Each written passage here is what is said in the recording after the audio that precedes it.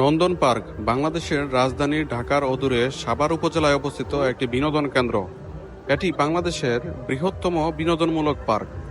১৩৫ বিঘা আয়তনের মনোরম এই পার্কটি যুক্তরাজ্য থেকে প্রযুক্তি ও ডিজাইন নিয়ে ভারতের নিকু পার্কের সহায়তায় নির্মিত হয়েছে।